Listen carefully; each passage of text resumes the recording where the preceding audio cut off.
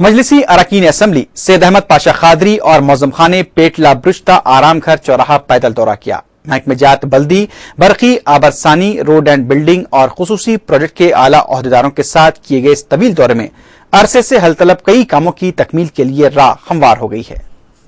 مجلس اتحاد المسلمین کی نمائندگی پر پرانے شہر میں ترقیاتی کاموں کے لیے مختص کردہ 2000 کروڑ روپیوں کے بجٹ کے تحت مختلف علاقوں میں تعمیری کام جاری ہے۔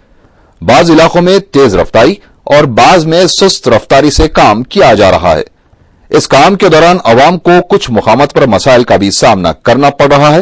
تعمیری کام کے لیے کھودے گئے گڑھوں میں پانی جمع ہو جانے اور عوام کے مکانات سے منسلک پائپ لائنز بھی اس کام کے دوران ڈیمیج ہو رہی ہیں۔ بلدیہ سے شکایت کی جائے تو خصوصی پروجیکٹ کا بہانہ بنایا جاتا ہے۔ پروجیکٹ والوں سے شکایت کرو تو محکمہ روڈ اینڈ بلڈنگز کی غلطی بتاتے ہیں۔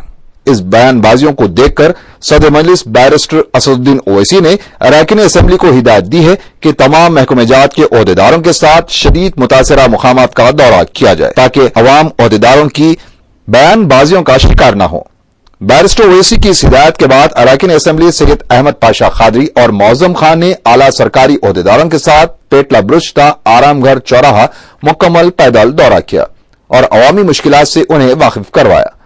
اس دورے کی خصوصیت یہ رہی کہ کئی زیر تکمیل کاموں کی تکمیل کے لیے متعلقہ محکموں کے عہدیداروں کو برسر موقع ہدایتیں جاری کی گئیں اور انہیں خصوصی طور پر متوجہ کیا گیا کہ مرمتی کام رمضان المبارک سے قبل مکمل کیے جائیں۔